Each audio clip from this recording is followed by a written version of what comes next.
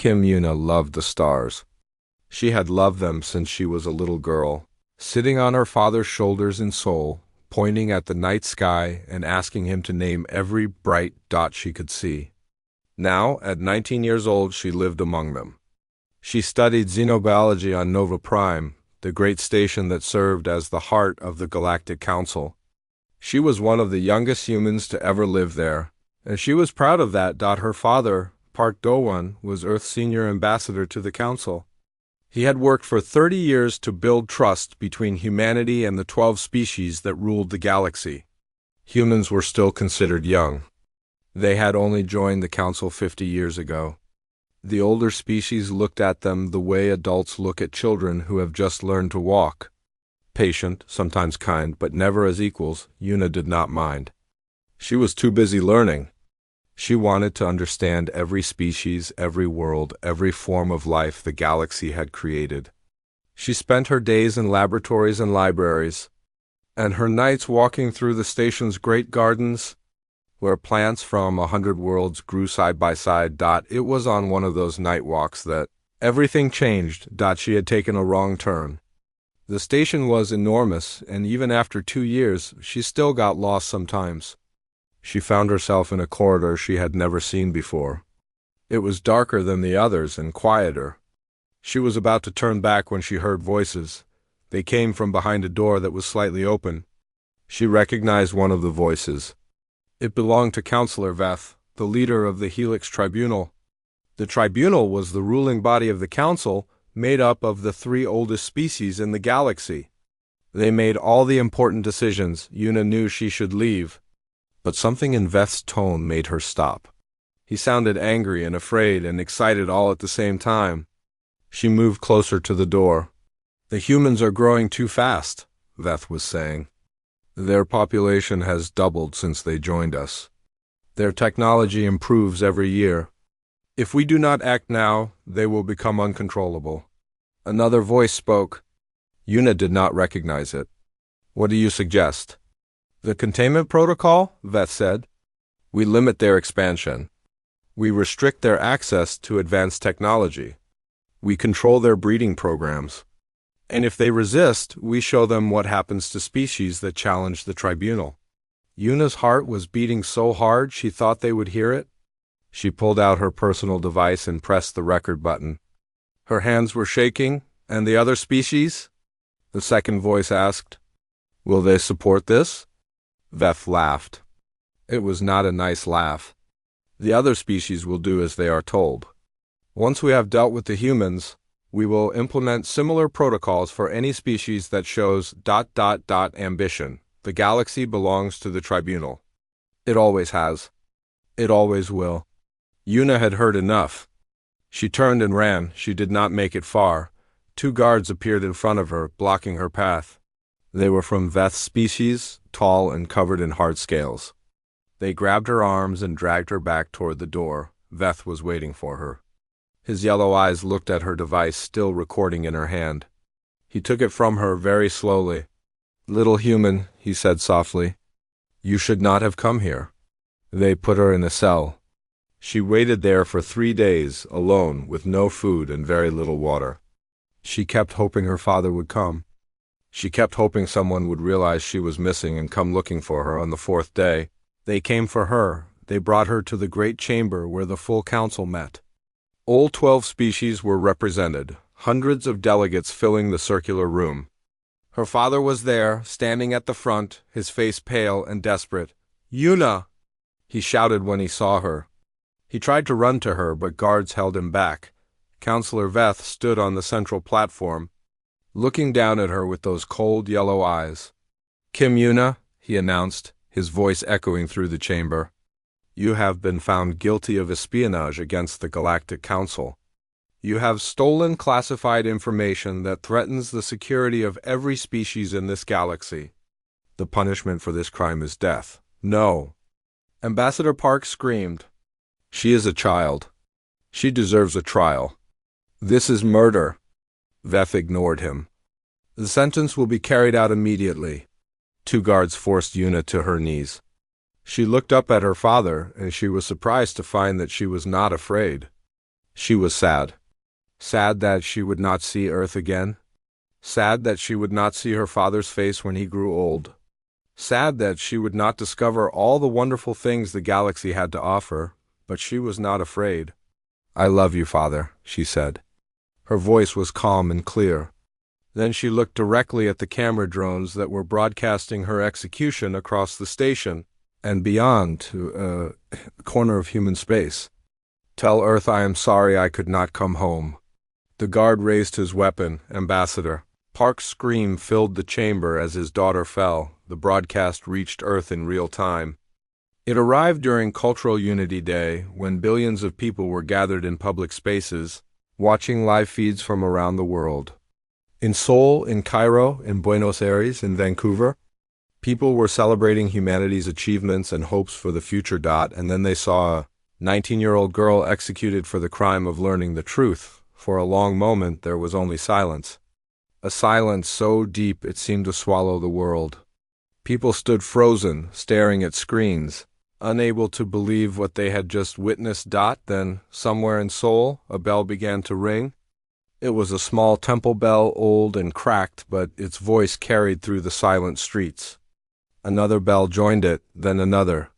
Church bells, clock tower bells, ship bells in harbors, school bells, fire station bells. Within minutes, every bell on Earth was ringing. The sound spread across the planet like a wave, like a heartbeat, like a declaration of something that had no words yet. In the great chamber on Nova Prime, Ambassador Park held his daughter's body in his arms and wept. Around him, the council delegates shifted uncomfortably.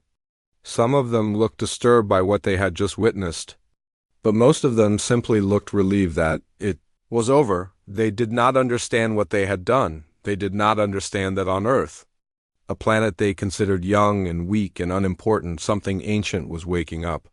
Something that had slept since humanity first looked up at the stars and wondered if they were alone. Earth was mourning. And Earth was rising. 72 hours after Yuna's execution, the galaxy noticed something strange. Earth had gone quiet. No ships left the solar system. No communications were sent or received. No signals came from any human colony. It was as if someone had turned off a light. One moment, humanity was there, talking and trading and sending their ships to every corner of known space. The next moment, nothing. On Nova Prime, Counselor Veth received reports of the silence with amusement. He sat in his private chambers, drinking sweet wine from his homeworld, and laughed at the news. "They are grieving," he told his advisors. "Humans are emotional creatures. They need time to cry and hold each other and talk about their feelings. In a week, they will send angry messages. In a month, they will send diplomats to complain. In a year, they will have forgotten the girl's name." His advisors agreed. They had studied humans for 50 years. They knew that humans formed strong bonds with their children, stronger than most species. The execution of the girl was meant to send a message, and the message had been received. The silence was proof of that. "Should we send a delegation?" one advisor asked. "To express sympathy and discuss the future of human council relations?" Veth waved his hand. "Let them grieve. There is no rush. Humans are not going anywhere." He was right about one thing. Humans were not going anywhere. But he was wrong about everything else. Deep beneath the surface of Earth, in a bunker called the Forge, the leaders of humanity were not grieving. They were preparing. The Forge had been built 300 years ago, during the last great war between human nations. It was designed to survive anything, even the death of the planet above it. For the past 50 years, it had served a different purpose. It was the meeting place for Earth's true government, the one that made decisions too important to trust to public debate. President Kwon Tae-sun stood at the head of a long table. Around him sat the most powerful people on Earth, military commanders, scientists, intelligence chiefs, and leaders of every major nation. They had been here for 3 days, ever since the broadcast of Yuna's execution. They had not slept much. They had not needed to. They were too angry to sleep. "Report," President Kwon said. Admiral Lee Jino stood. He was a tall man, thin and gray-haired, with eyes that had seen too much war to be surprised by anything anymore. He had commanded Earth's defense fleet for 15 years, and he had spent every one of those years preparing for this moment. "The Council believes our fleet consists of 200 ships," Admiral Lee said. "They believe these ships are lightly armed and designed primarily for defense and exploration." He pressed a button on the table. A holographic display appeared above them, showing Earth and the surrounding solar system. Red dots began to appear. First dozens, then hundreds, then thousands. "In reality," Admiral Lee continued, "we have 10,000 warships. They have been built in secret over the past 30 years. They are hidden in underground bases on Earth, on the Moon, on Mars, and in the asteroid belt. They are fully armed and fully crewed. They can be deployed within 6 hours." The display zoomed out. More red dots appeared, scattered across human colony worlds and deep space stations that the Council did not know existed. "We also have another 8,000 ships stationed outside Council-monitored space. Our total fleet strength is 18,000 vessels. This is larger than the combined fleets of all 12 Council species." President Kwan nodded slowly. "And Project Prometheus?" A woman stood. Dr. Choi Mai-rei was small and plain, the kind of person you would pass on the street without noticing. She was also the most brilliant weapons designer in human history. "Project Prometheus has been active since first contact," she said. "Our mission was to study every species we encountered and develop weapons specifically designed to defeat them. We have biological agents that target each species' unique physiology. We have electronic warfare systems that can disable their technology. We have gravity weapons that can crush their stations and ships like paper." She paused. "We also have something else. During the past week of silence, we deployed Prometheus satellites to orbit around every Council homeworld. They passed through their defenses without detection. Each satellite carries enough firepower to sterilize the planet below it." Silence filled the room. Even people who had known about Project Prometheus for years felt a chill at hearing it described so plainly. "You are saying," President Kwan said slowly, "that we could destroy the Council. All of it, every species, every world, every station?" Dr. Choi met his eyes. "Yes, sir. If you give the order, we can end them within 1 day. There would be no survivors." President Kwan turned to face the table. "I am going to ask you a question, and I want you to think carefully before you answer. I want you to think about Kim Yuna. I want you to think about her father, holding her body while the Council watched. I want you to think about what kind of species we want to be and what kind of message we want to send to the galaxy." He took a deep breath. "The question is this: do we show them mercy, or do we show them extinction?" The vote took less than a minute. It was unanimous. They would not destroy the Council. They would not become the monsters that the Council feared they were. But they would show the galaxy what humanity was capable of when someone hurt their children. They would show them power that made extinction look merciful. They would show them justice. After the meeting ended, Admiral Lee found Ambassador Park waiting outside the chamber. Park had returned to Earth on the same ship that carried his daughter's body. He had not spoken since. "Ambassador," Admiral Lee said, "I am sorry for your loss." Park looked at him with empty eyes. "What happens now?" "Now we send a message to the Council. We give them a chance to surrender the ones who killed your daughter. We give them a chance to make this right, and if they refuse?" Admiral Lee put his hand on the ambassador's shoulder. "Then we take everything from them. The way they took everything from you?" Park was quiet for a long moment. Then something changed in his eyes. The emptiness filled with something else, something cold and hard and patient. "I will deliver the message," he said. "I want to see their faces when they understand what they have done." Admiral Lee nodded. "Your ship leaves in 6 hours."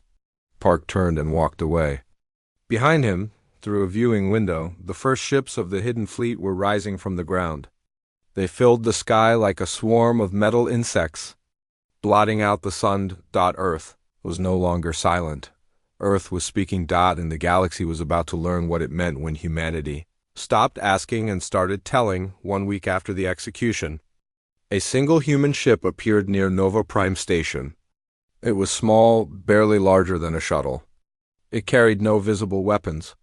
It requested permission to dock in a calm, polite voice. Counselor Veth received the news with satisfaction. This was exactly what he had expected. The humans were sending a diplomat to complain. They would make speeches about justice and fairness and the rights of their citizens. They would demand investigations and apologies. And Veth would listen to them patiently, and then he would explain that Yuna had been a criminal, and that her execution was legal under council law, and that there was nothing more to discuss. Then the humans would go home and accept their place in the galaxy, beneath the tribunal, where they belonged. Let them dock, Veth ordered. I will meet with them personally. It is time to end this foolishness. The ship docked at the diplomatic port. The airlock opened and Ambassador Park Do-won stepped out. Veth was surprised. He had expected some junior diplomat, someone expendable, someone the humans could disown if things went badly. Instead, they had sent the father himself. The man who had screamed and wept as his daughter died. How interesting. Park was not alone. Behind him walked a human woman in military uniform. She was tall and strong, with short black hair and eyes that scanned every corner of the docking bay like a predator examining new territory.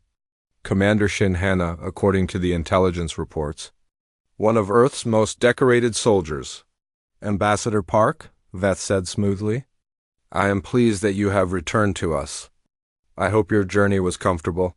Park looked at him. His face showed nothing. No anger, no grief, no fear.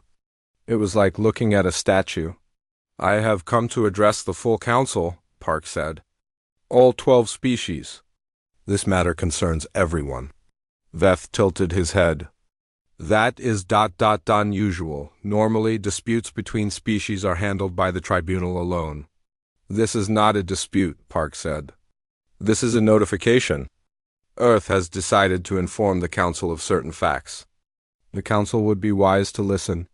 There was something in his voice that made Veth uncomfortable. A certainty that did not belong to a grieving father from a minor species. But Veth pushed the feeling aside. Humans were good at pretending to be strong. It was one of their most annoying qualities. Very well, Veth said.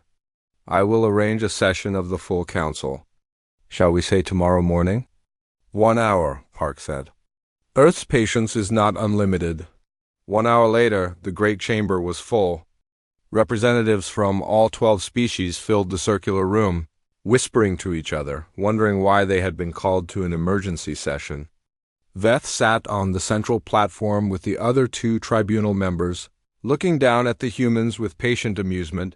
Park stood alone on the speaker's floor. Commander Shin stood behind him at the entrance, her hands clasped behind her back. Representatives of the council, Park began. His voice was calm and clear, filling the chamber without effort. 1 week ago, you watched as my daughter was executed. You watched as she was murdered for the crime of learning the truth about your government. Today, I am here to give you a choice. He raised his hand. A holographic display appeared in the center of the chamber. Earth has 3 demands. First, the 3 members of the tribunal who ordered my daughter's death will surrender themselves to Earth. They will stand trial for murder under human law. Second, the council will issue a formal apology to humanity and will officially recognize my daughter as a victim of political assassination. Third, all containment protocols against humanity will be immediately dissolved, and their full contents will be made public. Laughter rippled through the chamber. Veth smiled widely, showing his teeth. Ambassador, he said, your grief has damaged your mind. You come to us with demands? You, from a species that has been part of this council for barely 50 years? What will you do if we refuse? Cry at us? Write angry letters? More laughter. Park waited for it to stop. If you refuse, he said quietly, we will not retaliate. We will erase you. The laughter died. Something in his voice made everyone stop. Park pressed a button on his device. The holographic display changed. It now showed the space around Earth's solar system. Red dots began to appear. At first, there were dozens. Then hundreds. Then thousands. They kept appearing, spreading across the display like blood in water. The chamber fell completely silent as the number climbed past 5,000, past 8,000, past 10,000. "This is Earth's true fleet," Park said. "We have been building it since first contact. You were so certain that we were young and weak and foolish that you never thought to look. You never thought that a species that had mastered atomic fire and walked on its own moon and mapped its own DNA might be capable of keeping secrets from you." The display changed again. Now it showed the Council homeworlds. Around each one, small blue dots appeared. These are Prometheus satellites. They arrived during our week of silence. They pass through your defenses without being detected. Each satellite carries weapons designed specifically for your species. Biological agents, electronic warfare systems, gravity bombs. Each satellite can destroy the planet below it within 1 hour. Veth shot to his feet. "This is a bluff. You do not have this technology. You are humans." Park looked at him with something that might have been pity. "Counselor, you studied us for 50 years and learned nothing. We are the species that split the atom and then used it to destroy 2 of our own cities, just to end a war faster. We are the species that put a man on the moon with computers weaker than a child's toy. We are the species that mapped 3 billion base pairs of our own genetic code and then started editing them. We did all of this before we ever met you." He stepped closer to the platform. "Did you truly believe that we stopped growing when we joined your council? Did you truly believe that we showed you everything we were capable of? We are humans, Counselor. We always have a backup plan. We always have a secret weapon. We always prepare for betrayal." Veth's scales had turned pale. His hands were shaking. "You have 1 day," Park said. "Surrender the tribunal members. Apologize to humanity. Reveal the containment protocols. If you refuse, my fleet will come, and we will not stop until there is nothing left to contain." He turned to leave. Then he stopped. "One more thing," he said. He pulled out a device and pressed play. Yuna's recording filled the chamber. Veth's voice, speaking clearly about the containment protocol, speaking about limiting human expansion, speaking about controlling human breeding, speaking about implementing similar protocols for other species once humanity was dealt with the other species. Representatives began to shout. They turned on the tribunal, demanding explanations. Some of them looked at the humans with something new in their eyes. Not fear. Not anger. Understanding. Park walked out of the chamber with Shin at his side. Behind them, the council collapsed into chaos. "That went well," Shin said quietly. Park did not smile. "They will refuse. Veth is too proud to surrender. He will try to fight. And when he does?"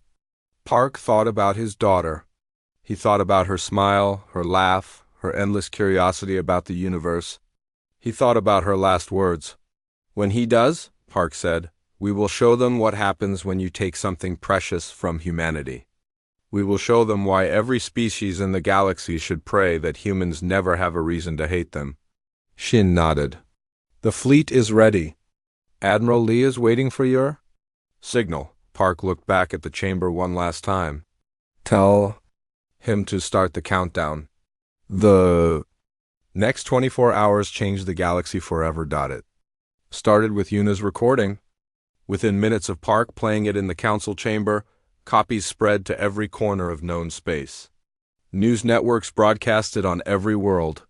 Citizens of every species heard Counselor Veth's voice describing the containment protocol. They heard him talk about controlling populations, restricting technology, and keeping ambitious species in their place. They heard him say that it would not stop with humanity, that any species showing too much growth would be contained, that the galaxy belonged to the tribunal, and the tribunal answered to no one. The reaction was immediate and violent. On the Helix homeworld, crowds gathered in the streets demanding Veth's arrest. Soldiers who had served the tribunal their entire lives put down their weapons and joined the protests. The government buildings burned. On the worlds of other council species, similar scenes unfolded. Citizens who had trusted the tribunal for centuries suddenly saw them as tyrants. Old resentment surfaced. Old wounds reopened. Species that had always felt looked down upon by the three eldest races finally had proof that their suspicions were justified. The council was tearing itself apart, far from the chaos. Admiral Lee Jinho stood on the bridge of his flagship. The ship was named Yuna's Memory, painted on its hull in letters large enough to see from space. Around it, 10,000 human warships waited in formation, their engines humming with barely contained power. "Report," Admiral Lee said. "The Council fleet is in disarray," his tactical officer reported. "Most of their ships have not moved from their homeworlds. They are afraid to leave with the riots happening. The Tribunal has ordered a strike force to attack Earth, but less than 200 ships have answered the call." 200 ships, Admiral Lee said quietly. "They are sending 200 ships against us." "Yes, sir.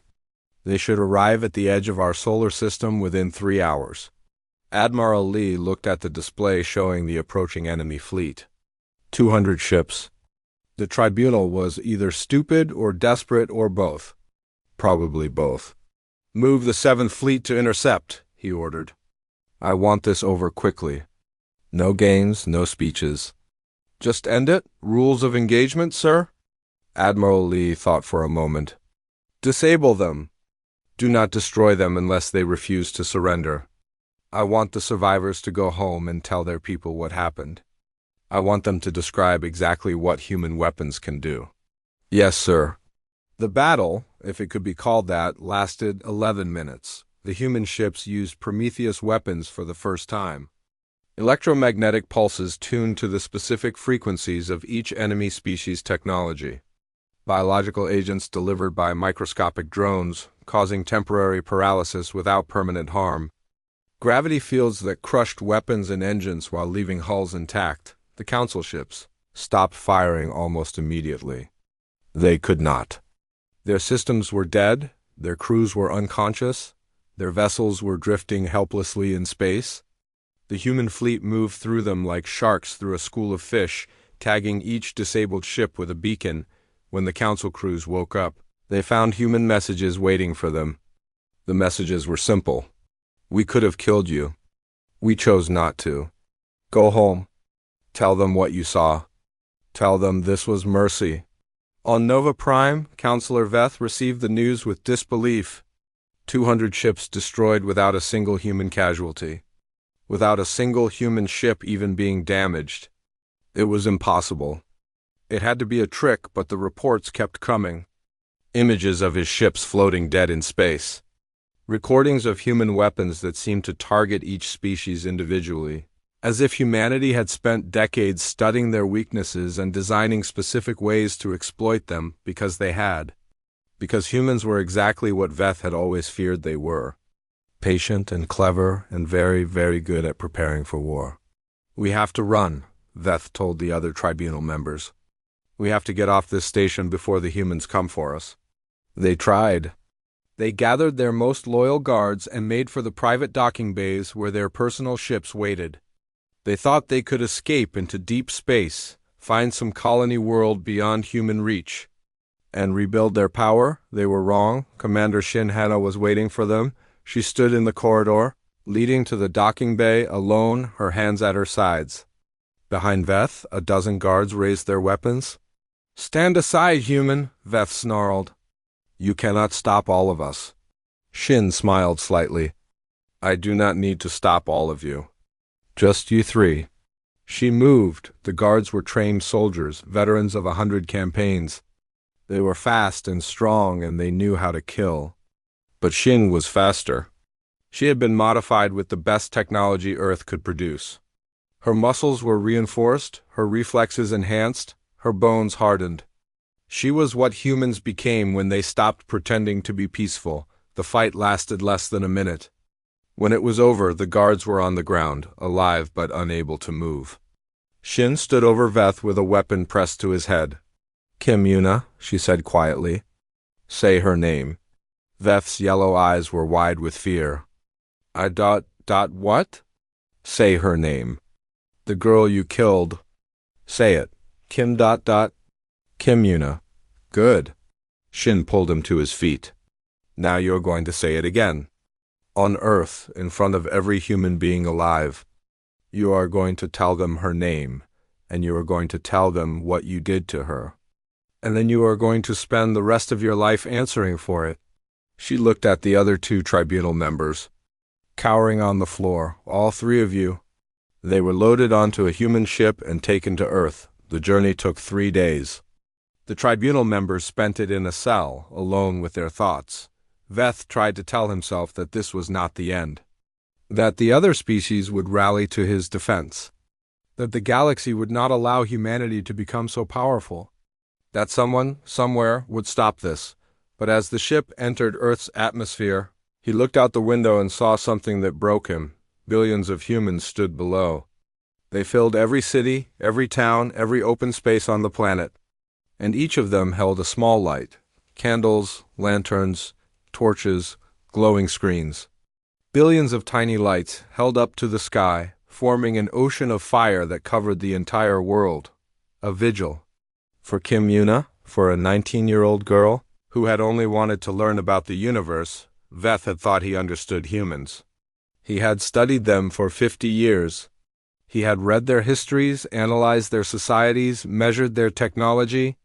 He had concluded that they were emotional, disorganized, and easily controlled. He had been wrong. He had not understood that humans did not fight because they wanted power. They did not build weapons because they wanted to conquer. They did not prepare for war because they enjoyed it. They did all of these things because they protected their own. Because every human child was precious. Because when you killed one of their children, every single human in the galaxy took it personally. Veth had killed one girl and 8 billion. People had decided to make him pay as the ship descended toward the surface. Veth finally understood why the containment protocol had been necessary. Why he had feared humanity from the moment he first saw them. It was not because they were strong. It was because they loved. And there was nothing in the universe more dangerous than a human with something to love. The ship landed. The airlock opened. Admiral Lee stood waiting, flanked by soldiers in ceremonial armor. Welcome to Earth, the Admiral said. His voice was calm, almost pleasant. Your trial begins tomorrow. I suggest you rest. You will need your strength. He leaned closer. You are going to be here for a very long time. 6 months later, the galaxy was still adjusting to its new reality. The trial of the tribunal members had been broadcast to every world in known space.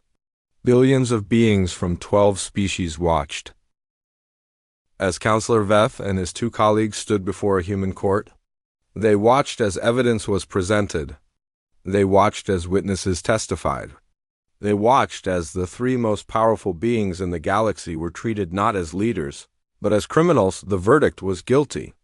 The sentence was life imprisonment. Many species expected execution. Humans were emotional, after all. Humans were vengeful.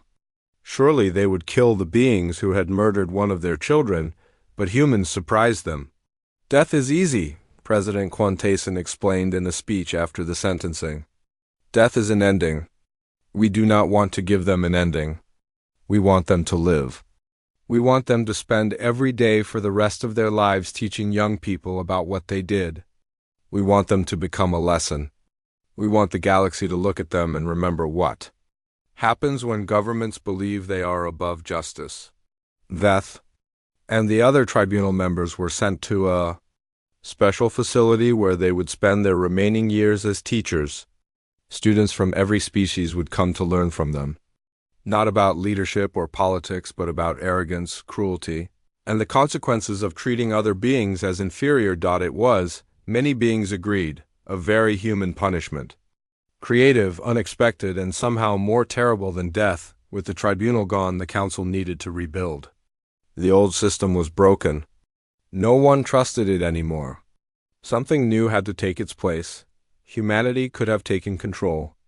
They had the fleet, the weapons, the power. No one could have stopped them if they had decided to rule the galaxy. They refused. We did not do this to become emperors, Admiral Lee said when asked why humans were not claiming leadership. We did this because someone killed our child. We have made our point.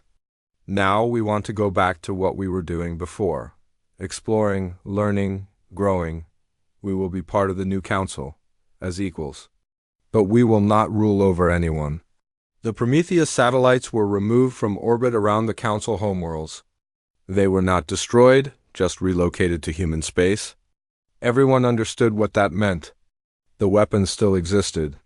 They could be deployed again if necessary. But for now, humanity was choosing peace. A new council was formed. It had no tribunal. Decisions required agreement from at least 8 of the 12 species. No single group could control everything. It was messy and slow and sometimes frustrating, but it was fair. And after centuries of the tribunal's hidden agendas, fair was exactly what the galaxy needed. Earth appointed a new senior ambassador to the council. Her name was Shin Hena. She stood in the great chamber of Nova Prime, the same room where Yuna had been executed, and addressed the representatives for the first time. I am a soldier, she said.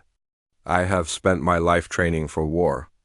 I know how to fight, and I am very good at it. But I did not come here to fight. I came here because I believe in what Kim Yuna believed in. She paused, looking around the chamber at the faces of 12 different species. She believed that we could learn from each other. She believed that the universe was big enough for all of us. She believed that being different did not mean being enemies. She was 19 years old, and she understood something that the tribunal never did. That strength is not about controlling others. It is about protecting them. She straightened her shoulders. Humanity will protect this council. We will use our strength to keep the peace, not to dominate. We will be your partners, your allies, your friends. But hear me clearly. If anyone, ever, harms another innocent being the way Yuna was harmed, we will come for them. Not with armies, not with weapons, but with justice. Because that is what humans do. We protect our own. And now all of you are our own. The chamber was silent for a long moment. Then, slowly, the representatives began to applaud. It started softly and grew until it filled the room. Beings who had feared humanity a week ago were now cheering for them, not because they were afraid, because they believed. On the first anniversary of Yuna's death, a memorial was unveiled on Nova Prime. It stood in the garden where she had loved to walk, surrounded by plants from 100 worlds. The statue showed her as she had been in life, young and curious, her hand reaching toward the stars. The plaque at the base read, "She only wanted to learn." She taught us everything. People came from across the galaxy to see it. They left flowers and notes and small gifts. Children touched the statue's hand and made wishes. It became one of the most visited places on the station on that anniversary day. Ambassador Park Do-won came to see it for the first time. He had retired from public life after the trial. He had done what he set out to do. He had delivered justice for his daughter. Now he lived quietly in a small house in Korea, tending a garden, reading books, trying to find some kind of peace, but he had to see the memorial. He had to see what the galaxy had made of his little girl. He stood before the statue for a long time, not speaking. Shin Hana stood nearby, giving him space. The statue was beautiful. The artist had captured Yuna's smile perfectly, that mix of wonder and determination that had defined her. Park reached out and touched her stone hand. "I miss you," he whispered. "Every day. I will miss you until I die," a small voice interrupted him. "Excuse me?" Park turned. A child stood behind him, small and covered in scales that had not yet hardened. The same species as Counselor Veth, the child held out a piece of paper. A drawing. It showed 2 figures holding hands under a bright sun. One figure was clearly human. The other was clearly not. "My teacher told us about your daughter," the child said. "She said your daughter wanted everyone to be friends. I drew this for her. Can you give it to her?" Park looked at the drawing. His eyes filled with tears, but he did not look away. "She would have loved this," he said. His voice was steady, even though his heart was breaking. "She would have put it on her wall." She collected drawings from children all over the galaxy. She said they were the best art in the universe because they showed how people really felt. The child smiled, showing small teeth. Will you keep it for her? Yes, Park said. I will. The child nodded, satisfied, and ran back to a group of classmates waiting nearby. They were from 5 different species, talking and laughing together like it was the most natural thing in the world. Park watched them for a long moment. She would have liked that, he said quietly. Different species, learning together? That was her dream. Shin moved to stand beside him. It is happening because of her. The new council, the new schools, the new treaties. It all started with her. She changed everything. Park looked back at the statue, at his daughter's face, frozen in stone, smiling at the stars forever. She was 19, he said. She had so much more to give. She gave enough, Shin said. She gave everything. Park stood there until the station's artificial sun began to set, painting the garden in shades of gold and red. He thought about his daughter. He thought about the galaxy she had wanted to build, and the galaxy that was finally starting to build itself. He thought about the bells ringing across Earth on the day she died. The sound of 8 billion people mourning together.